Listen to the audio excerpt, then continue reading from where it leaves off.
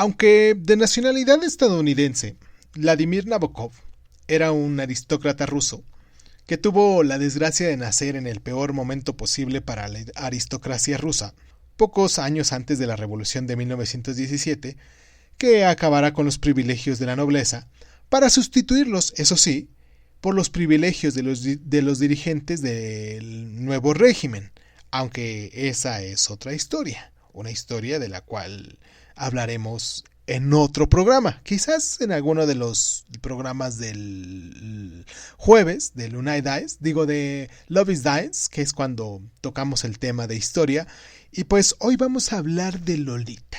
Como les dijimos la semana pasada, hoy sí vamos a hablar de Lolita de Vladimir Nabokov. Yo soy Irving Sun. Después de esta pequeñísima introducción, esto es Crónica Lunares y pues nada, comenzamos. Cierra los ojos, cierra los ojos, cierra los ojos. Si escuchas que alguien se acerca, no temas. Todo estará bien.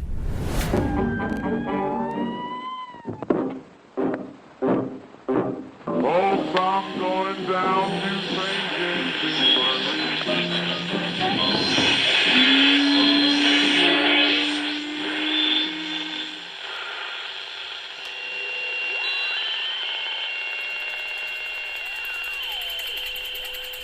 Estás escuchando Crónica Lunares, el lugar donde entra por tus oídos. Bienvenido. Vladimir, primogénito de 5 hermanos, nació en 1899 en San Petersburgo. En su aristócrata familia se hablaba habitualmente el inglés, el francés y el ruso, así que Nabokov creció siendo trilingüe, algo que le vendría muy bien a lo largo de toda su vida nómada, porque no se iba a quedar mucho tiempo en Rusia. La huida comenzó en 1919, cuando su padre, acuciado por el nuevo régimen, decidió emigrar con toda su familia. Fueron de país en país, como muchos de los miles de sus compatriotas que también fueron aristócratas, hasta que recalaron en Inglaterra, donde Vladimir estudió zoología y literatura en el Trinity College de Cambridge y se graduó con la nota más alta.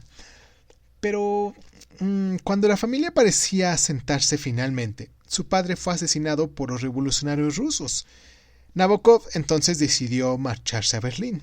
Para ganarse la vida, enseñó inglés, dio clases de tenis, trabajó como traductor y creó crucigramas para el periódico ruso Rul, del que había sido editor su padre y donde comenzó a publicar también sus primeras obras literarias, escritas también todavía en ruso, con el seudónimo de Vladimir Sirin. Hacia 1937, cuando ya se mascaba el ambiente de la preguerra de Berlín, Nabokov se trasladó de nuevo, pero esta vez a París, donde permaneció 3 años, se casó y comenzó a escribir en inglés. En 1940, en plena guerra, emigró a los Estados Unidos y en 1945 se nacionalizó norteamericano y en 1947 publicó su primera obra en inglés, Barra Siniestra. Por esos años compaginaban la escritura con las clases de entomología que impartió primero en la Universidad de Stanford y después en la de Wellesley y Cornell. En 1955 publicó una de sus obras maestras, Lolita, que le convirtió en un escritor célebre que fue virulentamente atacada por los moralistas. Unos años después, en 1959, decidió regresar a Europa y se instaló en Suiza, donde vivió sus últimos años en casi completa reclusión hasta su muerte en 1977. Pese a que la popularidad de Lolita, obra que se hizo en 1955, y échenle un ojo, recuerden bien, 1955, esta obra que ha fagocitado al resto de sus obras, Nabokov fue un autor prolífico y de varios intereses. Escribió sobre críticas, hizo traducciones, ensayo, poesía, novela, tantas otras cosas, pero entre sus principales obras aparece, aparte de Lolita, claro, aparece Adán o El Ardor, Pálido y Fuego, la verdadera historia de Sebastian King y También goza de gran prestigio el curso de literatura rusa y curso de literatura europea, obras de las cuales en ocasiones son un poquito difíciles de conseguir, pero que bien vale la pena si te gusta este autor o te va a gustar o estás interesado sobre él, pues pudieses coleccionar sus obras y tratar de leerlas todas, incluso estos dos cursos, tanto de literatura rusa como de literatura europea. Y pues esto es nuestra primera pausa, la vamos a hacer aquí. Ya me iba a seguir aventando todo el rollo, pero vamos a hacer una pausa, ¿les parece? Para dejar en nuestras plataformas, para que ustedes se pongan en contacto con nosotros y para que nos dejen sus comentarios, para que nos hagan sus recomendaciones. Y pues nada, vamos a la pausa. Pero ¿dónde nos van a encontrar? Como Crónica Lunares de Izun en iVoox, en Anchor, en Breaker Audio, en Google Podcast, en Apple Podcast, en Overcast, en Radio Republic, en Spotify, en TuneIn, en YouTube, en SoundCloud, en Patreon, en Speaker, en iHeartRadio y muy recientemente en Amazon Podcast también. Ahí nos pueden descargar, ahí nos pueden seguir, ahí nos pueden dejar sus comentarios, porque muchos de ellas tienen cajitas de comentarios y pues a mí me agradaría mucho, me llenarían mucho de felicidad, sentiría que realmente vale la pena lo que estoy compartiendo con ustedes, porque pues estamos aprendiendo juntos con esto. Y pues nada, vamos a nuestra pausa y regresamos rápidamente para hablar ya ahora sí de esta obra, Lolita, de Vladimir Nabokov.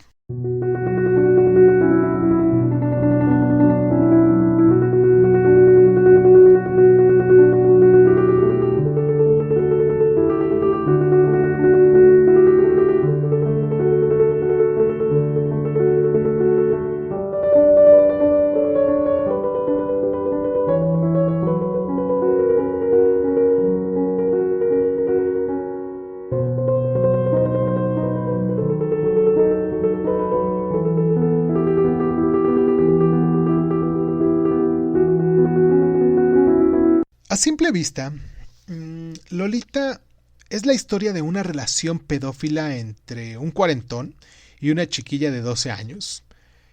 Pero en realidad es un poco más.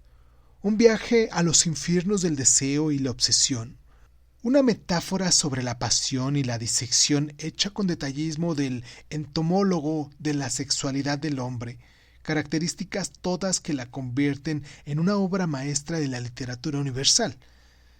Humbert Humbert, profesor universitario de unos 40 años, narra en primera persona la historia de su relación con Lolita, una ninfula de unos 12 años, y cuando comienza la narración, el parisino Humbert resume su vida hasta el momento de conocer a Lolita. Nos descubre que esta no ha sido la primera chiquilla de la que se enamoró.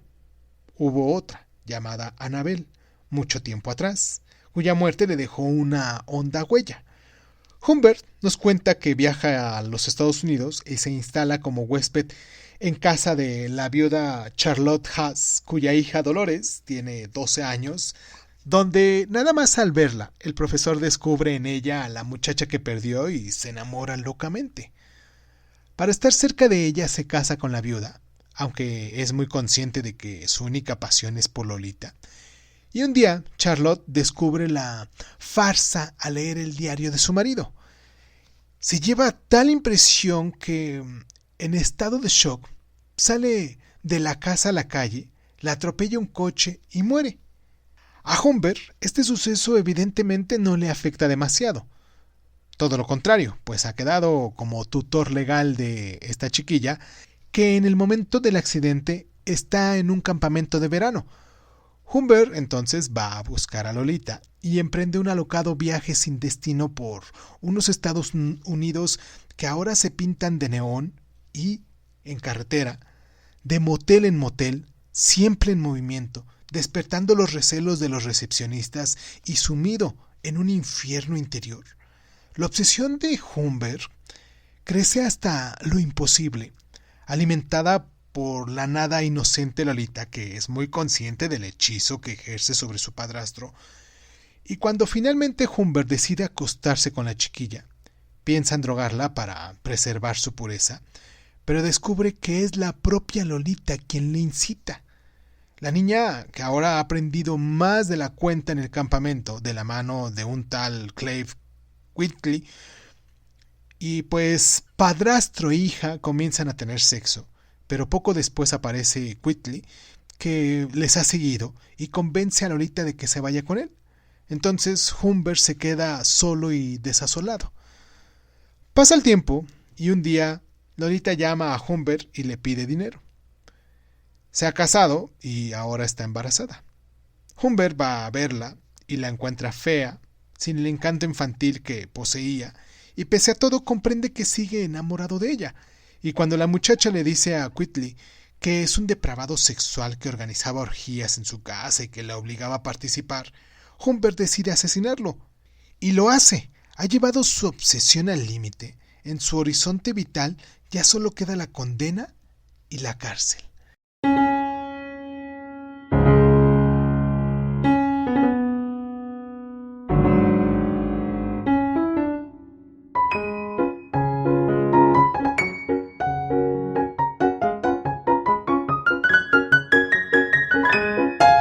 Los críticos dicen que una de las razones de la calidad literaria de Lolita es el uso que hace Nabokov del inglés.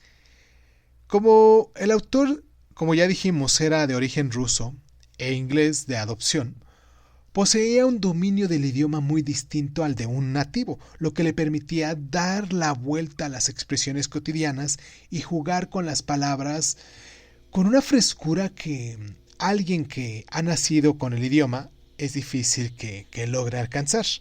A esto hay que sumarle la amplia formación filológica y literaria del autor y su precisión estilística. Nabokov creía que una novela no debía basarse solo en la capacidad de fascinación de su trama, una idea muy americana, sino que el lector debía buscar también el goce estético en los detalles de la estructura y del estilo.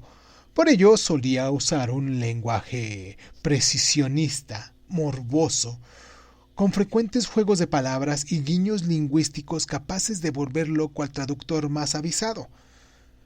Todo lo cual forma parte sin duda de su éxito, pero también es la piedra que le lanzan sus detractores, que condenan en su estilo el virtuosismo del esteta y la excesiva entonación al lenguaje y al detalle.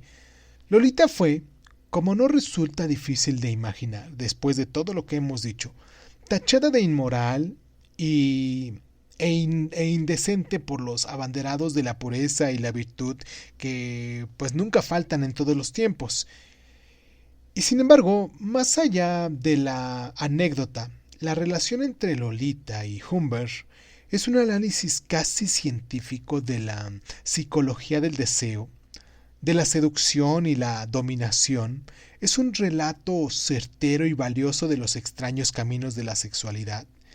Y es también un retrato de la América profunda, una sociedad provinciana, retraída, mojigata y reprimida, lo que le valió otra acusación que sumar a la inmoral, la del antiamericano.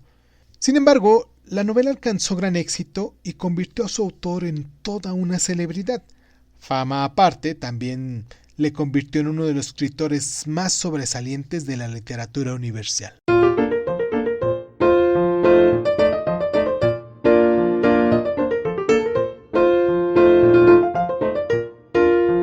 Pese a ser un escritor ya de cierto renombre y abundante obra publicada, no le resultó nada fácil a Vladimir Nabokov encontrar quien se atreviera a publicar Lolita en Estados Unidos, aunque lo intentó con al menos 4 editoriales.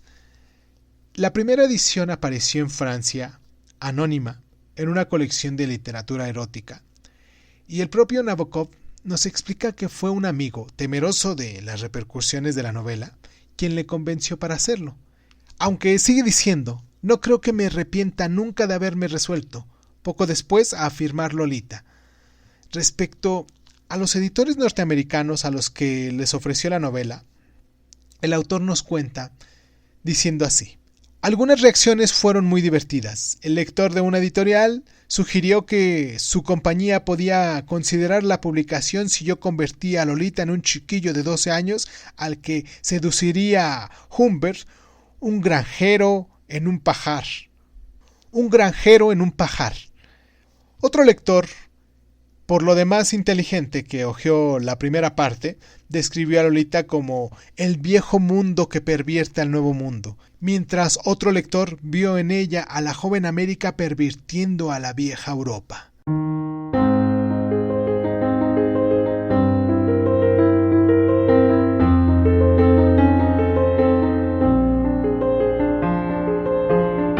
Vladimir Nabokov fue un hombre casi fiel. Estuvo casado 52 años con Vera Eseyevna Snovniv, una mujer delgada y serena, rusa como él, de ascendencia judía, y cuando el matrimonio vivía en Estados Unidos, Vera solía acompañar a su marido a las universidades donde éste impartía clase. Sus alumnos no sabían muy bien quién era esa mujer que intervenía de súbito en medio de una clase para corregir una cita apresurada de Gogol o Tolstoy. Según Stacy Schiff, autora de Vera o La vida de Nabokov, los alumnos tejían 1000 rumores sobre Vera, a la que unos apodaban la condesa y otros el águila gris. Lo que no sabían sus alumnos era que Vera, y no Nabokov, era quien en realidad corregía los exámenes. La omnipresencia de Vera, afirma Schiff en su libro, no impidió a Nabokov, que era muy sensible a la belleza en todas sus formas, particularmente la belleza femenina, tener un romance con una alumna de Wellesley, llamada Catherine. El matrimonio estuvo a punto de naufragar, pero Nabokov sabía que Vera era esencial para toda su vida. Nabokov fue un gran continuador de la literatura rusa del siglo XX, el sucesor de Pushkin, de Tolstoy, de Gogol o simplemente de Dostoyevsky. Quizás los únicos autores rusos de su generación que puedan comparársele sean Mikhail Bulgakov o Joseph Brodsky. Mikhail Bulgakov, que nació en 1891 y falleció en 1940, fue el autor de El Maestro y Margarita, probablemente la novela escrita en ruso más sobresaliente de todo ese siglo. El argumento es, cuando menos, sorprendente. Nada menos que Satanás, el príncipe de las tinieblas, se aparece en el Moscú comunista y ateo, disfrazado de profesor de ciencias ocultas, y a partir de ese momento, sucesos misteriosos sacuden la capital. Satanás ofrece a una muchacha llamada Margarita liberar a su amante, el maestro, encerrado en un psiquiátrico, a cambio de su compañía. Entonces Margarita acepta y Satanás, conmovido por el amor que le profesa a la pareja, los lleva al otro mundo para que disfruten de su mutua compañía. Un argumento desquiciado para un texto lúcido, divertido, mordaz y profundamente crítico. Joseph Brodsky nació en el mismo año en el que moría Bulgakov, en 1940, y fue premio de literatura en 1987. Formado en los círculos literarios de Ana Akhmatova, fue autor de una poesía de exquisita calidad formal cuya temática se sustenta en el amor y la reflexión filosófica, y uno de sus libros llamado Parada en el desierto, que se publicó en Nueva York en 1970 y le proporcionó un gran prestigio en todo el mundo. Hay otro más también de ellos que se llama Elegías Romanas. Este autor fue acusado de parasitismo por las autoridades rusas y condenado a 5 años de trabajos forzados, lo que desató una virulenta campaña internacional que forzó su liberación y tras el cual se instaló en Estados Unidos. Algunos de ustedes que nos están escuchando del otro lado, en cualquier lugar del mundo, ¿han leído algo de Mikhail Bulgakov o de Joseph Brodsky? Mucho me gustaría que nos dejaran sus recomendaciones de estos dos autores, que nos dijeran del por qué leerlos, quizás que nos hicieran los comentarios de ellos, o simplemente que nos dijeran si les gustó o no les gustó y cuál de ellos pudiesen recomendar. Yo soy Irving Sun. Esto es Crónica Lunares. Agradezco mucho a las personas que se toman el tiempo para podernos descargar, para podernos compartir, y mucho con toda mi alma y mi corazón agradezco a esas personas que nos han dejado sus donaciones en PayPal, donde nos encuentran como Irving Sun. De ese modo nos encuentran ahí en PayPal. mucho agradezco esas donaciones que están haciendo para con nosotros, para que este programa siga creciendo. Y los que no pueden a lo mejor dejar algún tipo de donación ni nada, en una forma de poder conciliar esta forma de agradecer por lo que hacemos nosotros y por lo que ustedes hacen para nosotros, pues sería a lo mejor compartirnos, darnos like, seguirnos en las diferentes plataformas. Y pues nada, muchísimas gracias desde la distancia a cualquier lugar donde nos escuchen. Muchísimas gracias, espero que hayan disfrutado, que hayan aprendido algo en este capítulo, algo extra. Los espero la próxima semana, que vamos a hablar del tambor de hojalata de Hunter Glass. Muchos ya han seguramente leído este libro y pues la próxima semana hablamos de él. Yo soy Irving Sun, esto es Crónica Lunares y pues muchísimas gracias por estar.